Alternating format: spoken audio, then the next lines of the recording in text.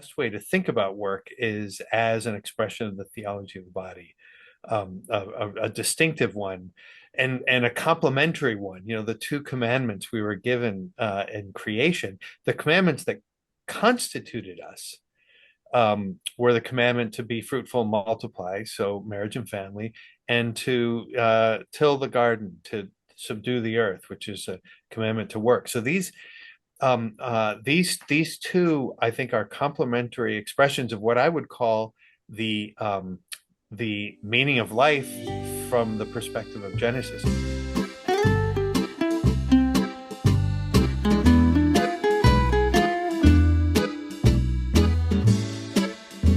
Welcome back to the Space Salvi Institute podcast. I'm Andrew Petiprin with Bobby Mixa. Together again. How are you, Bobby? Together again. Doing well, Andrew.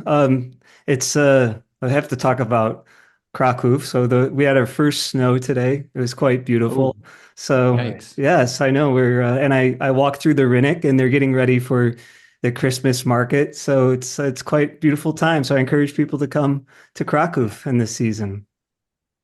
I wish I could. I know there are good deals going to get over there right now, but glad to be back with you virtually anyway, after the two of us have done a couple of solo podcasts.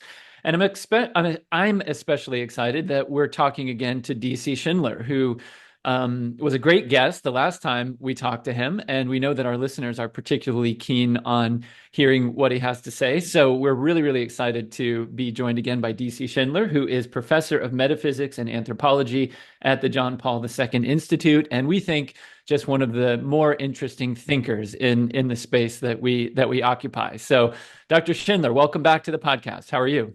I'm doing well. Yeah, no, thank you both for having me. I wish we had our first snow. It's been unseasonably warm here, and my kids have felt cheated out of snow the last few years in the DC area. But they tell us that snow's coming. I'll believe it when I see it, but I'm hoping it does. Well, better you guys than me. I Yeah. like it warm, so live it up as you like with the cold white stuff. Dr. Schindler, so we want to talk to you today about work and the human person, the body, wherever we want to go. But let's start with work. Here's sort of where I was thinking of starting. Even before I was Catholic, I got into the work of N.T. Wright, the biblical scholar. And for the first time, I encountered in his writing an understanding that not only were human beings sort of made for work before the fall, but that we would work in the end, in the resurrection, that our sort of existence is bound up in our activity. Now, like between the fall and the eschaton, the full realization of the resurrection, work is hard and difficult and painful here in this world. And yet you call it, if I get this right, you call it the Quaere Deum, the search for God. So how do we think about work now? Yeah. Yeah, well, this is something that I point out. I teach a class at the John Paul II Institute called Dominion and Techne, and it's effectively the way I like to frame it is sort of part two of theology of the body. We all associate theology of the body with John Paul II's teaching on marriage and sexuality and family. But he was also very interested in work, and I think the best way to think about work is as an expression of the theology of the body, a distinctive one, and a complementary one. You know, the two commandments we were given in creation, the commandments that constituted us, were the commandment to be fruitful and multiply, so marriage and family, and to till the garden, to subdue the earth, which is a commandment to work. So these two, I think, are complementary expressions of what I would call the meaning of life from the perspective of Genesis. I mean, if you get these two things right, you will be a happy human being. This is what we were created for. And it seems to me that that's precisely the dimension that gets forgotten in the contemporary world, and not only the contemporary world. We can go all the way back to the pagan world, in fact, tends to look at work principally as a curse, as something that can be justified because it helps us acquire things that we need. So it has an instrumental purpose, but only an instrumental purpose. And that means that we tend to think of it as something that, if we can devise some way of achieving what it tries to achieve without having to do the work, that's the ideal. So it's a necessary evil, but not an intrinsic good.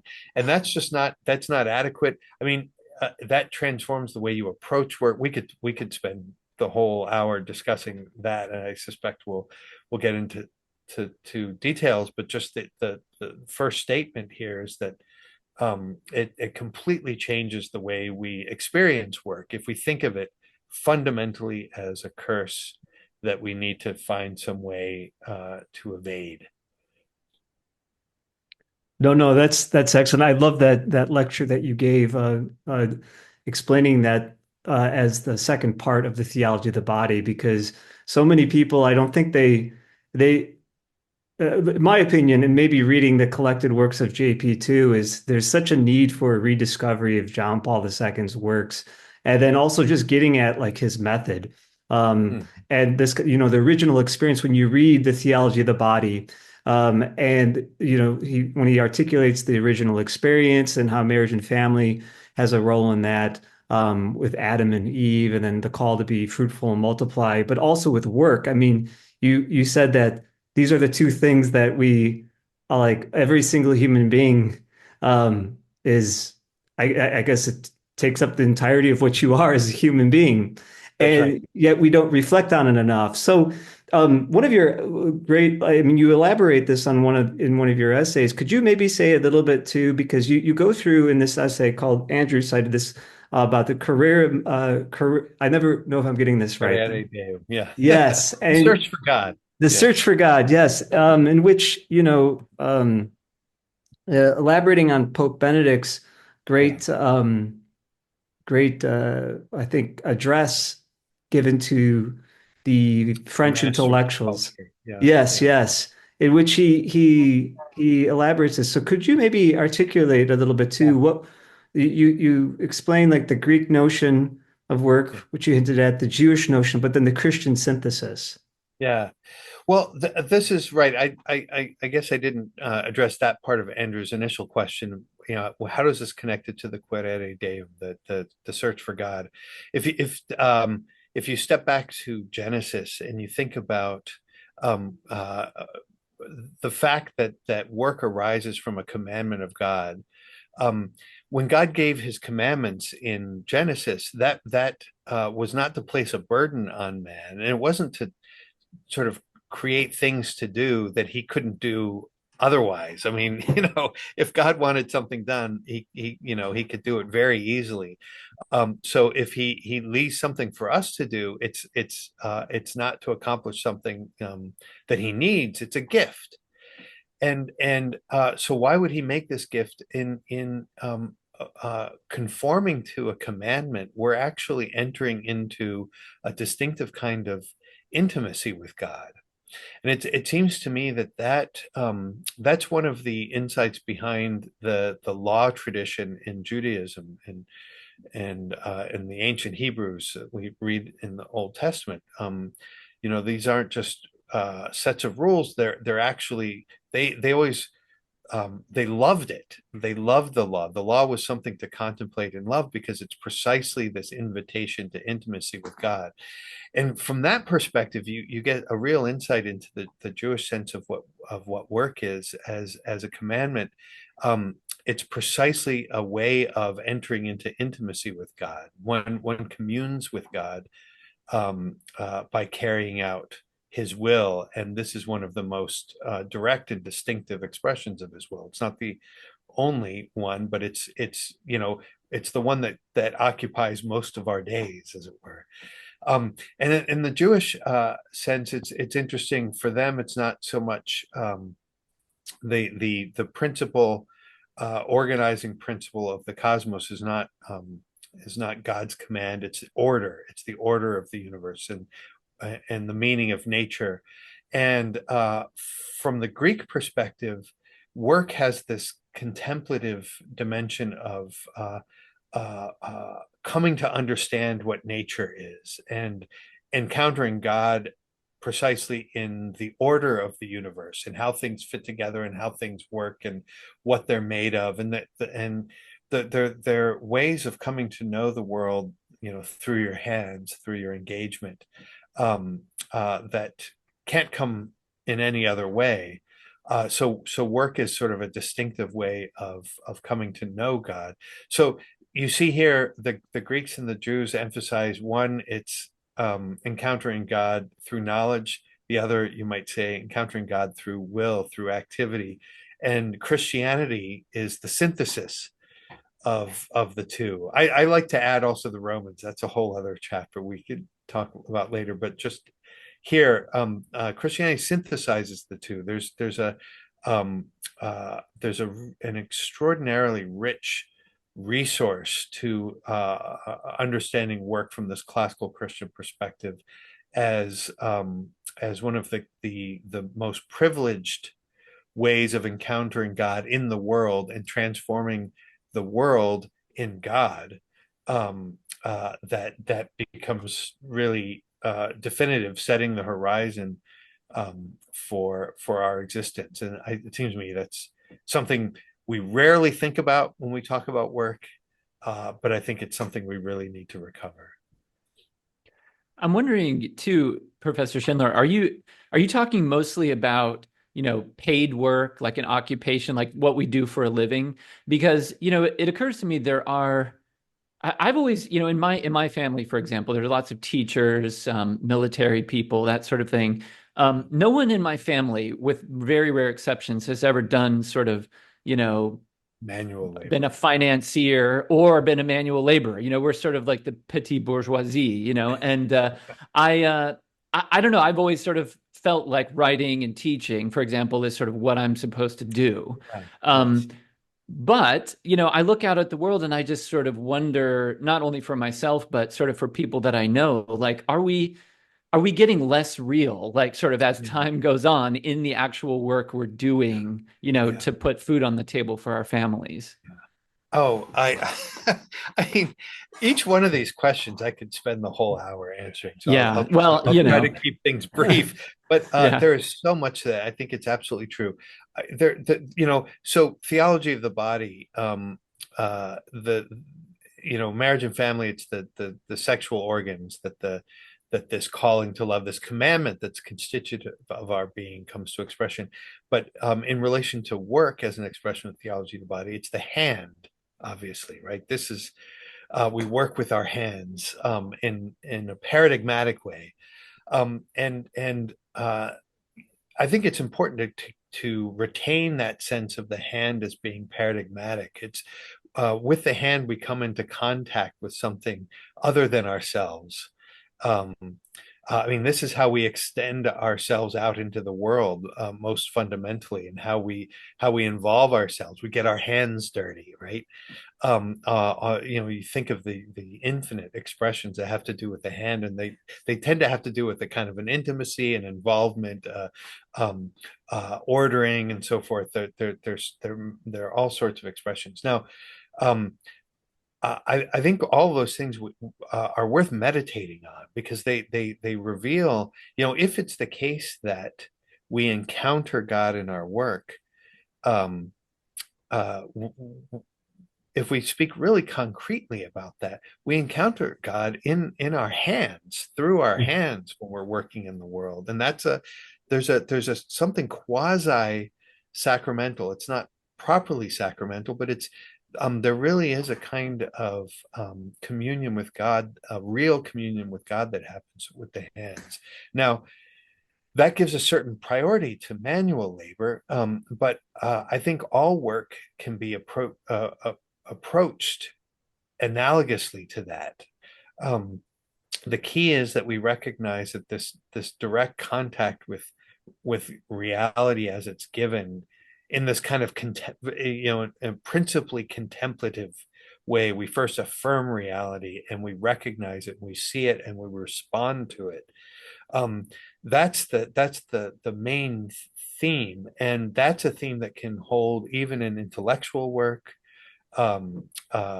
creative work and so forth. So, think about the difference in how one teaches. If one thinks of the concrete encounter as central, compared to a style of teaching that thinks of it as just the abstract transmission of information. In the one case, it really is work still in this classical sense.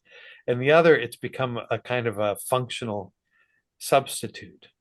Or writing. I have to say, people are always shocked to find out I still do all of my writing by hand. I write on paper with a pen, and I can't even imagine trying to write otherwise. And there's something about the fact that I'm thinking through my hands that's really crucial. And of course, you might say typing is also using your hands, but it's a different thing. It's mediated more in much more sort of technological ways in typing and looking at a screen. So, I mean, you can spin this, you can imagine sort of spinning this analogy out in any given uh, area of work. It's And a that would be interesting to reflect on. Yeah. Yeah, I mean, picking up on that a little bit, I read, I think it's Nicholas Carr in his book on called The Shallows. He talks Yes. about quoting one of my favorite thinkers, and I think Andrew likes this guy too, Friedrich Nietzsche, when he got his typewriter, and he says that the nature of his thinking was even starting to change by pounding on the keys. And Wow. that kind of makes me think too. You mentioned the hands, and I know you're a big fan of Matthew Crawford's, but Matthew Crawford's work like changed my life. Wow. In the sense too of like there's just so much to think about. You mentioned the hands and this kind of encounter with the world, but you also mentioned earlier about marriage and vocation, the sexual act, the two kind of having this almost quasi sacramental dimension to it, where that kind of the two, there's like it's meant for like fruitfulness, bringing kind of like a third. And so, I mean, I don't, what does that, yeah, that the further we move away from that tangible encounter, because in this article you mentioned the nature of modern work, and Yeah. you see so many people who feel disconnected from their jobs, and then we're told, oh, we're supposed to have a passion for work, and or feel fulfilled. But you mentioned this, you use the term kind of a substantial, you use the term substance at the end. Um, Mhm. and so can you maybe elaborate a little bit on that? And because I think that what they're trying to get at is like they want to see some, if you want to say something like a a third, or like Yeah. some fruit come about. Well, that's interesting that you connect it with marriage and family.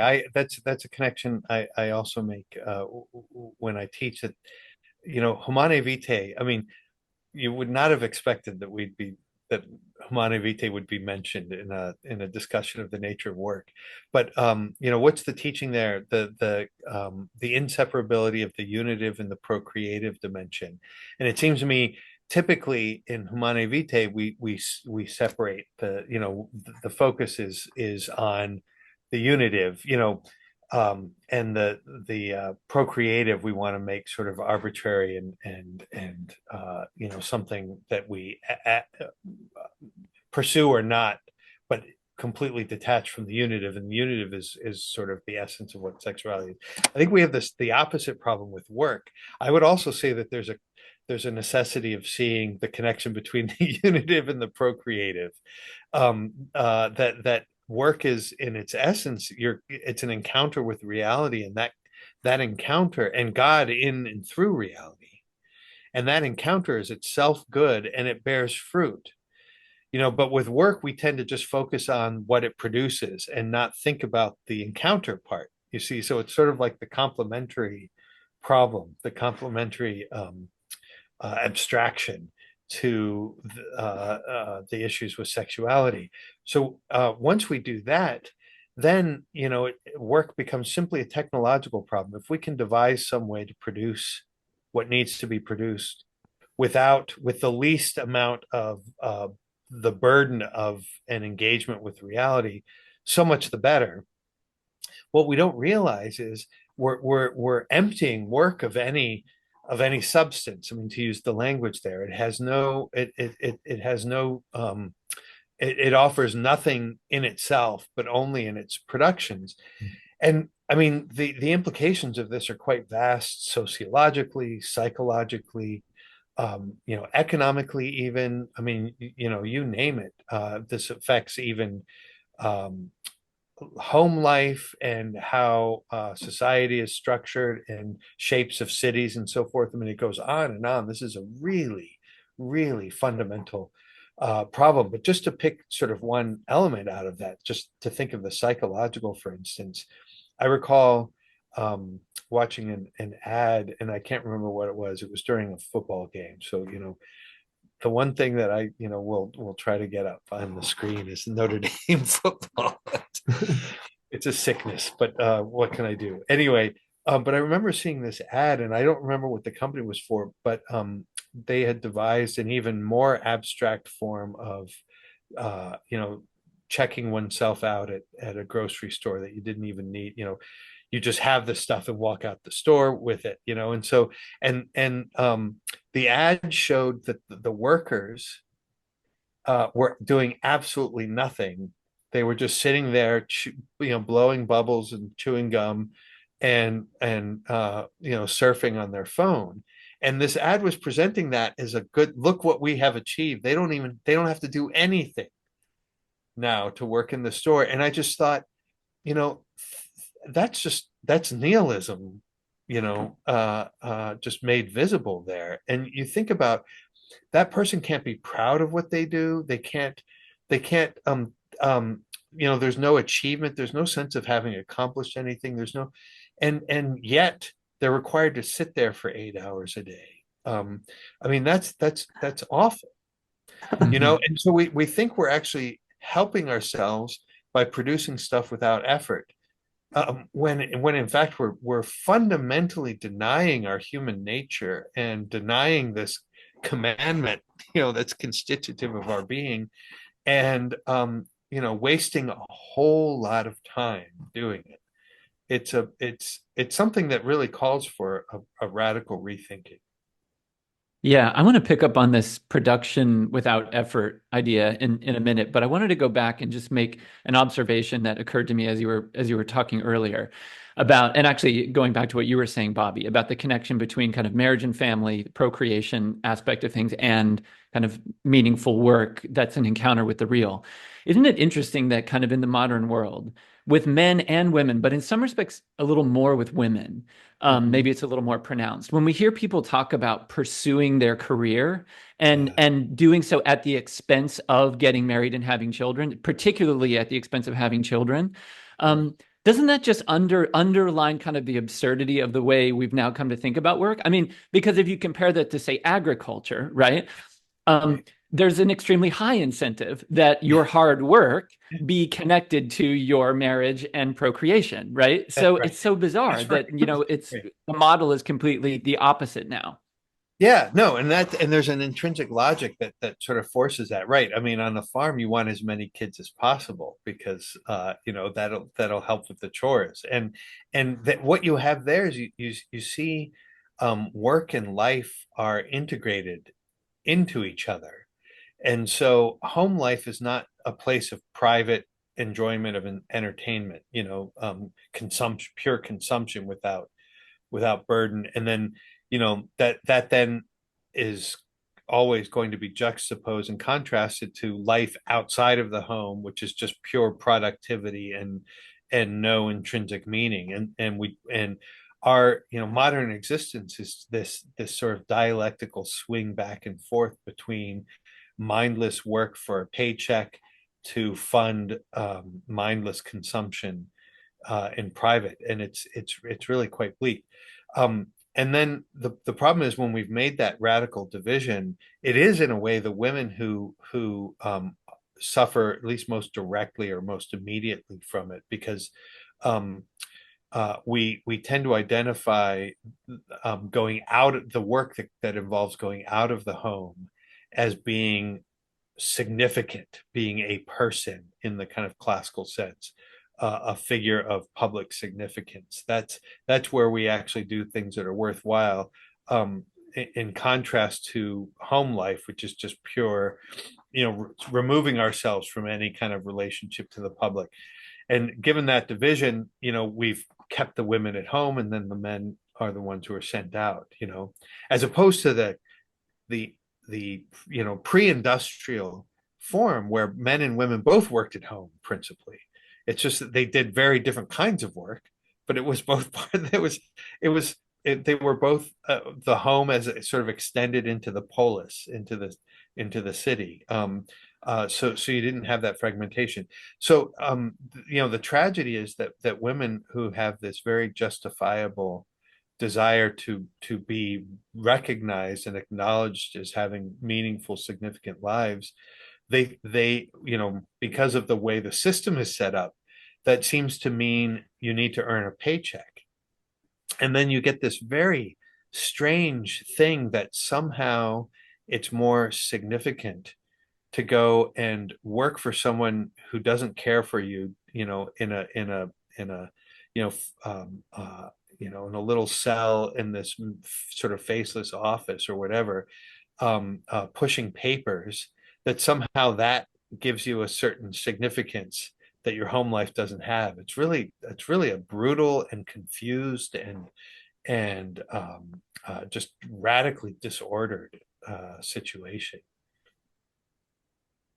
Yeah, no, it really is. And it seems to me, I mean, I remember reading a book called Bullshit Jobs by a guy named David Yeah, Graeber. And it's really, really interesting to meet a lot of the people who are deemed successful in our society, like privately admit to you that other than the paycheck that's coming in, they're kind of embarrassed by the actual like work what that they yeah, really do. It's like he I think he starts the book off saying that at these cocktail parties with these really like, you know, some of the elites, they secretly admit that the world could go on perfectly well without their work. Whereas it seems yeah, like everybody wants to contribute. It's like, connecting it to kids again.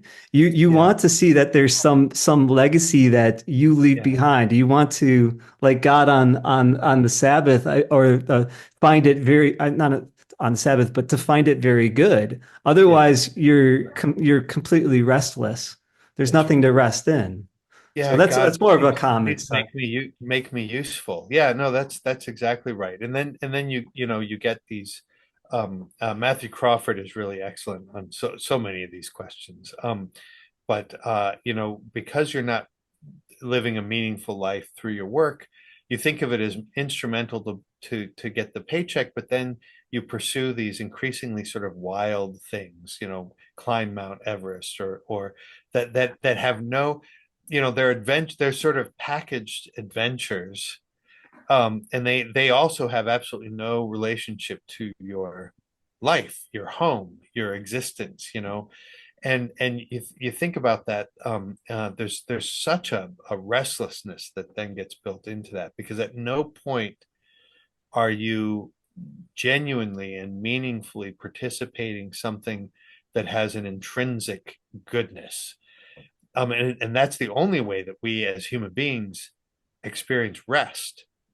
um Mhm. Without, if there aren't any anchors like that, Pieper is so excellent on this theme. But if we lose things, not just lose things of intrinsic goodness, but when they cease to be the center around which we organize our existence, we can't help but experience that as um just pure restlessness. And if you were to ask, I mean, if there's one word that captures the ethos of modern life, it's stress. I mean, I think I don't know anybody that would dispute that. It's stress. And that to me is it's a sign that we've lost these governing centers of existence. Yeah. And it's funny, Professor, even when you go climb Mount Everest, or, you go do whatever, you're doing it by taking some of your paid time off or taking Yeah, leave, right? You're still always kind of tethered to yeah, essentially someone else controlling you or something else controlling you rather than you in your work giving your gifts that God has given you, and then part of your life just being your pursuit of leisure, that your work affords you.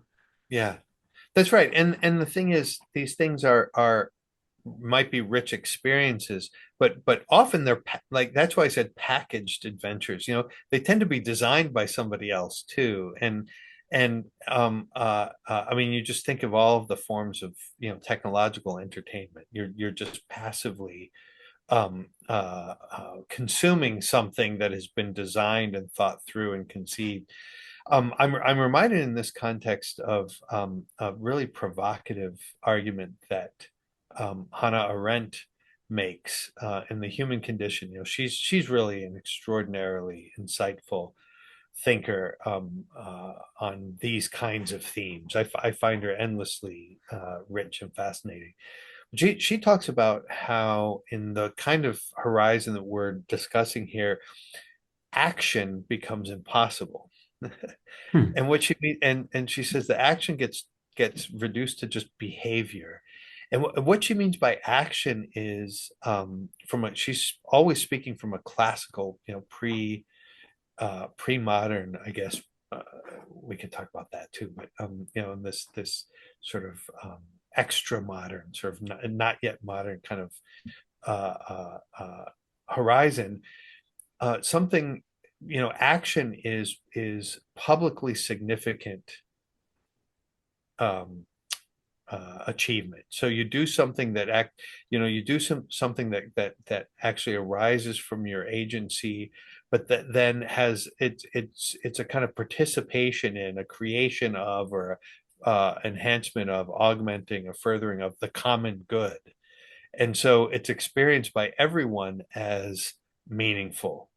It's not just personally meaningful, it's sort of publicly recognized by everyone as meaningful. And that's the kind of meaningfulness that stays, and that actually resonates. It has a kind of an abiding power in one's life. And work that really does accomplish things has that kind of quality. It's an achievement, and so it's a real action. Something like climbing Mount Everest during the time you're taking off of work. That's not an action. It's an experience, and it has, in a certain sense, purely. It doesn't really mean anything to anyone, and you're not really contributing to the common good. You're simply indulging in a thrill, Mhm. a very real one. I mean, I wouldn't want to deny that. If somebody invited me to climb Mount Everest and I were capable of it, I wouldn't turn it down. But it's simply, it's a different kind of thing, and it doesn't have the lasting power, it seems to me. Yeah, it's more a diversion or a kind of form of personal entertainment. Yeah, right. It's an extension of private entertainment. I mean, that's the irony. Think about this. You're going to the tallest mountain in the world, and it's still a private, it's essentially a private experience. Hmm. There's a kind of an irony. There's an irony in that. So how does this this kind of hierarchy that you're painting, Yeah. like what role does the artist, I mean, you think about John, going back to John Paul II with his letter to the artist, and being here in Krakow, you find it's such an artistic city in which there's still, despite all of the you know buildings, corporate buildings going up that could be anywhere, you still find there to be kind of a value on the almost the human agency that comes to the fore and also is meant for being on public display in Yeah. in the crafts and in the arts. So what is there like a hierarchy here of work? There certainly is. But probably many hierarchies. That there. I would hesitate to say something like um, a painting. The sort of fine arts are more important than the sort of folk arts, or the arts that have to do with the sustenance of human life. I mean, there's a certain sense in which proper food and dress and those kinds of ways of living. That there's an argument can be made that those are the central examples. And so it seems to me that we're talking about two different orders. But recognizing that point, I mean, we see a kind of paradigmatic quality to the creation of a work of art, and it seems to me we approach it differently if we think about it along the lines of the discussion, sort of in the context of the discussion we've just been having. So it's one thing to think of art as a work and something that actually belongs in the public space and as a kind of a common good that elevates the existence of everyone. It's an elevation of our existence, these creations. That is one way of looking at art. Another way of looking at art is, much more common in the West, and certainly in certain parts of the West. Art is self-expression principally, and one tries to disturb, or on the one hand, you might do it with a political message. In another respect, you might do it simply for financial gain, and there are all sorts of motivations, but they're not aimed at the enhancement of the common good and the elevation of our common existence. And I think the experience of the artist making the work of art, the experience of those who enjoy it, and even the quality of the materials and so forth. All those things are transformed in one context or another. Yeah, I think that we're experiencing these days in the U.S. a kind of a resurgence of interest in the common face, the common good, and the way that gets expressed artistically. So I'm actually quite, one area where you can point to real hope, it seems to me, is architecture. I think that these days people, I mean, if you look at college campuses, things that were built a very long time ago had a certain beauty, and then you've got this couple of decades in the 60s and 70s where anything that was built during that time, almost without exception, I mean, you can just count on it, are embarrassments. And the colleges themselves recognize that these buildings are embarrassments, these big blocks that are faceless blocks. But then I would say that the architecture on college campuses in the last 20 years has become interesting again. And there's this desire to actually, there's recognition that beauty is not just a matter of sort of subjective enjoyment, and and the important common principles or criteria are not simply utility or even like ecological concerns. Those obviously, utility is important, ecological concerns are important, but it's got to be something beautiful that gives genuine expression to the meaningfulness of the activities that take place in them, and that provide a proper setting for our common existence. And I think that that's something that's, I don't know if that's been your experience, but that it seems to me it's something that we're recovering a sense for. And you wonder if that's the case. Well, maybe it's going to be spilling over into some of these other areas. I hope so. I mean, I think you're right that there is cause for hope, that people are kind of waking up to the desire to kind of live in buildings that are more humane. I do worry that there still is an awful lot of new construction of glass and steel, and people don't seem to care. But something that concerns me a lot more, frankly, as the kind of big film guy, is just like things like artificial intelligence, right? Like, so if even the creation of art now is going to be, it's going to be difficult for an audience to even discern whether a human being created it or not, is something that, for my part, I think, well, it's time to reinvent the theater then, or it's time to turn to something that sort of has within it, a kind of necessity of humans doing human things. Right. But I don't know. That's just kind of a comment. But I wonder what you make of kind of technology with all this, and especially things like artificial intelligence. Yeah, I mean, that's an excellent point and a huge theme in itself. And I mean, we talked a bit about already, the hands. I mean, I that's not metaphorical. It's real. Hands are important and things that hands touch. And, then that gets extended analogously to the real human. I mean, that sounds like a cliche, but it's crucially important that there be something actual and human and real and natural at the core of things. Um, uh, we've talked about how once you instrumentalize work, you tend to uh, seek technological replacements that will achieve the same ends. I mean, basically, AI, whatever that is meant to mean, is an extension of that beyond the physical to the spiritual, to the intellectual, and it's far more weighty and fateful, the kinds of transformations it's affecting at that level. I think, in terms of the arts, I worry about this too. I mean, just imagine when our entire cultural horizon is set by things that have been produced in this non-human way.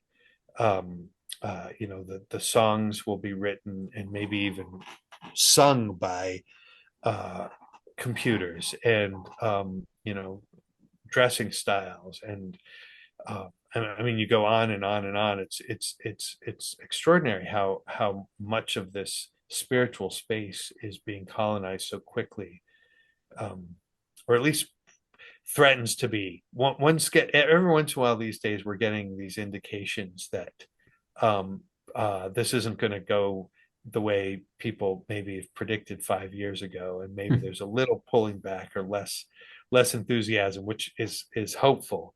But it is horrifying. Now, I wonder.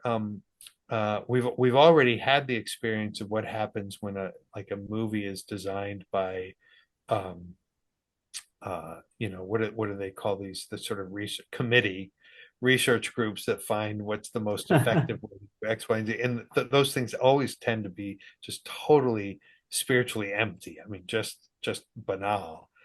And we can usually tell. It'd be interesting to know if a committee has ever produced a really genial film. I don't know. And you wonder if that's going to be the way of AI. But I have to say, somebody once sent me a poem in response to comments I made somewhere on a podcast or something. Somebody sent me a poem that was generated by AI, and I was astonished. I was honestly astonished that there seemed to be a certain wit in it, and you know, um, one has to, acknowledge that. But yeah, I wonder. Yeah. Yeah, if I could just follow up with a quick comment, that is actually that last part that you just said is the most disturbing thing to me.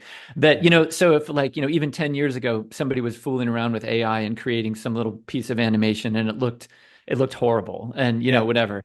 But nowadays, now people say, but it's so much better now. It's so yeah, much more like what a human would do. I just think, that's even worse. yeah. That's That's right. even more evil. Yeah, yeah, Yeah. yeah. That's right. But I mean, the worry is that there's always going to be anything that's easy, that makes things easier, is going to dominate. I mean, that's just, there's a Yeah. kind of tendency in culture. Plato saw this long ago. Anything that's less demanding is going to tend to win the day. But I suspect there will always be. I mean, we remain human, so there will always be. Um, you don't want to fall into hyperbole, but martyrs who resist that, and say there's a better way to do it, even if it costs more, and even if it's not as you know immediately successful, as a computer generated poem, or what have you. But I wonder, I mean, the other sign of hope, this was something pointed out by John Vervaeke. I don't know if you're familiar with him, but I found this observation really helpful. Um, it at least puts us in a position of having to think about what is in fact uniquely and decisively human. Given that these things that computers are increasingly able to do more, it sort of sets into relief this question about what is it actually that makes a thought a human thought. It makes us and an experience a human experience, and that can be hopeful that it's calling us to become aware of things that maybe no one in history has ever been aware of. Yeah. So that could be interesting. Yeah, it's made me think of, I mean, once you have something like that forcing you to ask those questions, and um, I was reading that John Paul II was once critiqued for overly focusing on human dignity in everything, and he said, "Well, how could I not when I am actually, in charge of the diocese where Auschwitz was Yeah. located?" And so it seems to me that. Like right now, I'm, we're collecting papers. The students have to turn in these extended essays. And the big thing now is how to detect whether or not it's AI generated. And the conversation amongst the teachers is they're so, like, I get these papers and I know that based on what they write in class, this is likely not written by them. Yeah. But now I have to use a detector, but the detectors, there's ways around that. And so now it's like, well, what technology do you have to detect Yeah. it? And so you're getting a lot of, I'm always wondering, what is this doing to education? Because many of the students just they don't see any need for like putting in the effort to do Yeah. these things. And so like my question is, what does this do to us in the long run when you Right. don't, education, it's always, you're like you say, touching the world, but at the same time, it's Yeah. touching you and shaping you That's into that art piece. And I mean, that's that's the whole part of education. So absolutely. Yeah. No, I when this question came up about using AI to write papers, I've asked my students or the group of kids that I was talking to, what if you at the in the weight room found a way to, fill the big weights with air, and you could go every day, go work out, with these massive amounts of weight that were actually filled with air. Would you do that? And of course they would say, I mean, I don't know, maybe somebody would, but generally you would say, no, that's stupid. And why is it stupid? Well, because you're not getting stronger. You're just, people might think you're working out, but you're actually not even working out. Nothing's happening. And you say, okay, well, there's an intellectual analog to that. It's stupid to have these computers write your paper because your mind, you're not learning anything. You're just going through the motions. And, I don't know, those kinds of images might strike some people. And this would be the kind of thing, it would, precisely because of the way circumstances evolve, when a person rejects it and stands out, there's going to be a real genius there. There's going to be something of that person's going to be very special, and that will always happen in every generation. There will be, at least that we trust and we hope in that.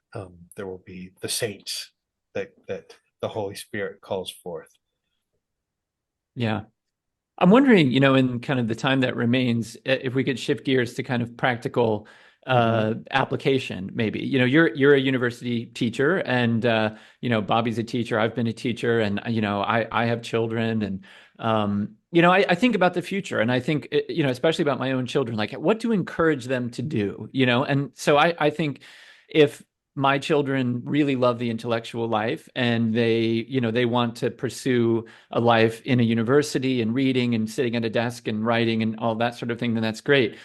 As I look out though on the needs of the world and what might actually be fulfilling to them, I would be kind of apart from maybe if they have the kind of intellectual bug, to say, do something with your hands, Yeah, even though right. that's not really in my makeup.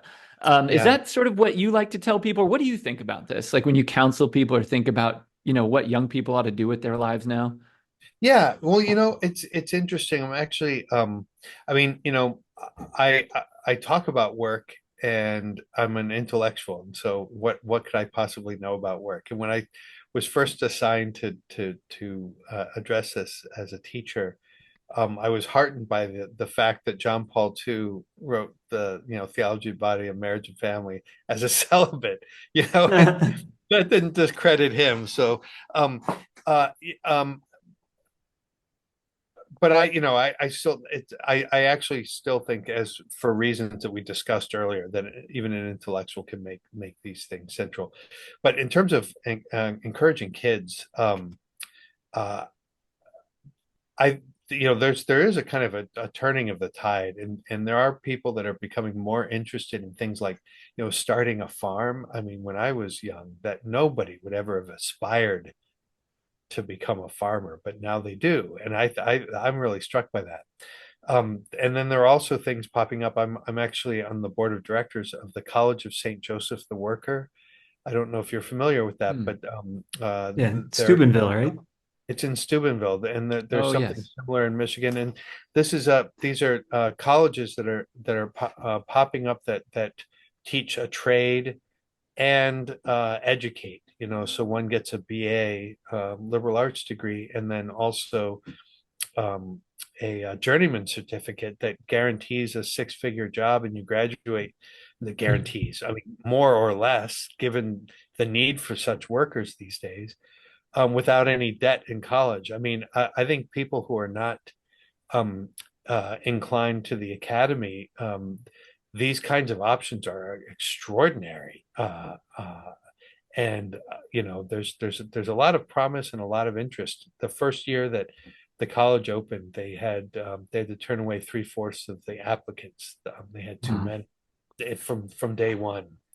And I think these kinds of things, everyone who hears about these says, why aren't they everywhere? And I think eventually they will be. So there's hope. I suspect what they get qualified to do will be more lucrative for them than, the kind of debt-laden sort of Oh, cubicle-bound credential that they might have gotten at a university too. look into it. I think that what you say is way truer than you suspect. I mean, Hmm. you should see the pitch they make. It's really quite a deal. Hmm. It's a really good way. You don't want to enter life as a young person in massive debt, and this is one way to avoid that. Indeed. On that note, it's time to wrap up, but we are so grateful, DC Schindler, for taking the time to join us today. Thank you so much. Yeah, thanks for having me. It's great talking to you both, and I wish you luck with your work. Thanks so much. We hope to have you back soon. To our listeners and viewers, thank you so much for tuning in. Please do like and share what you've just enjoyed. Please do check out our website, spacealviinstitute.com, and sign up for our emails. Until next time, God bless and live in hope.